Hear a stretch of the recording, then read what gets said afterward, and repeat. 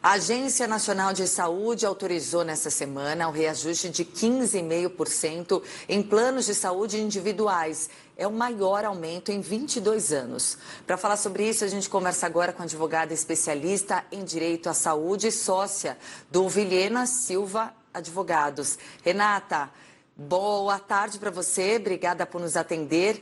Conta pra gente, com base em que esse aumento foi aprovado, já que é um aumento que vem, inclusive, acima da inflação. O que justifica? Boa tarde, Patrícia. De fato, é um reajuste que vem bem expressivo aqui para a gente, né, para os consumidores de uma forma geral.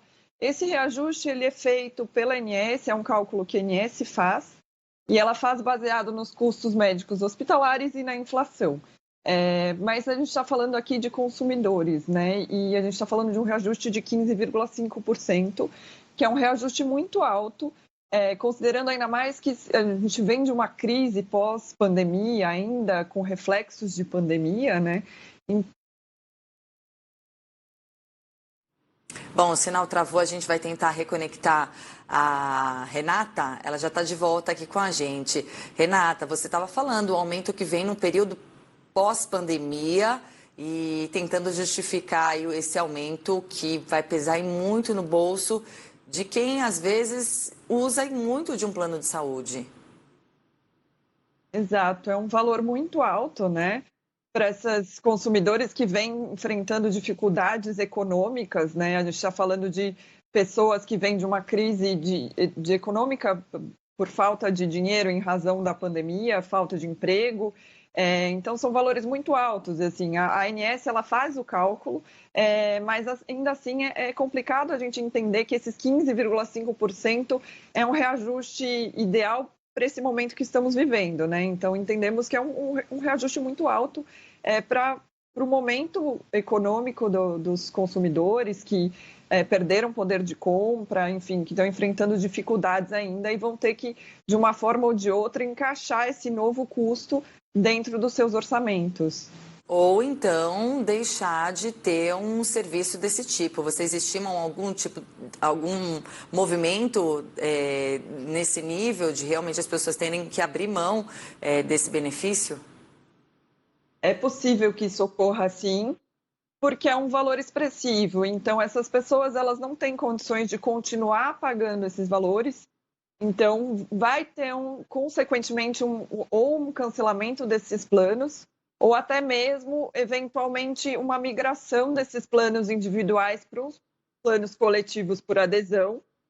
Mas, de toda forma, ainda esse problema não é resolvido, porque esses percentuais dos contratos coletivos por adesão são muito mais altos, historicamente falando, do que os da ANS. Então, seria como trocar um problema agora, talvez num primeiro momento um valor menor nesses coletivos por adesão, mas ao mesmo tempo, para frente, muito provavelmente esse valor vai crescer muito mais rápido do que esses contratos individuais.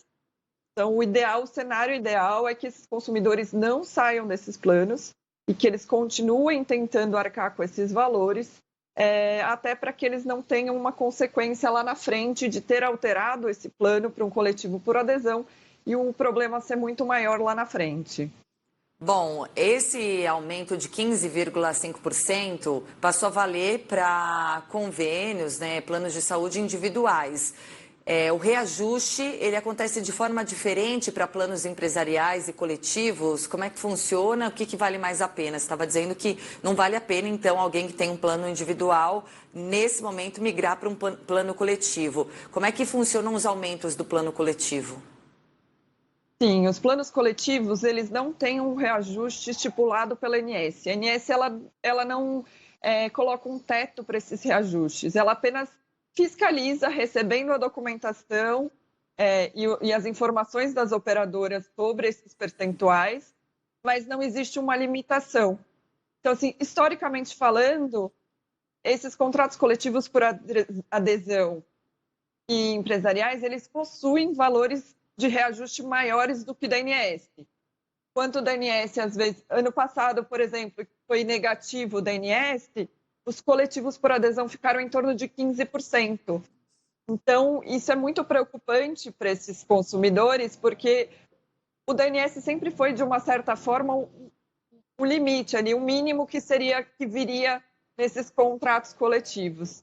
Então, se ano passado a gente já teve uma diferença tão grande, é o que se esperar desse ano, né? Porque muito provavelmente vai ser um reajuste maior do que 15% e pode gerar consequências devastadoras para esses consumidores. Exato, isso que eu ia te questionar. Se o da ANS teve esse aumento de 15%, esse valor, 15%, pode servir de base para o aumento que vir para os planos de saúde empresariais e coletivos? Pode sim. Não existe esse limite, né? A ANS não estabelece esse limite, mas sem dúvida ele acaba sendo como uma base para os coletivos por adesão, que eles já sabem que o VCMH, né, esses custos hospitalares trouxeram valores elevados, né? Então, para os coletivos por adesão, isso muito provavelmente vai ser muito maior. E esse aumento, ele vem imediatamente na conta de que tem um plano individual ou não, né? Vai de acordo com o aniversário do contrato. Inclusive, a gente vê que isso vale, inclusive, a períodos anteriores, né? Abril deste ano, já valendo para quem teve vencimento de contrato em abril desse ano, até o ano que vem, até o período do ano que vem, acho que é abril de 2023 também, se eu não estou errada.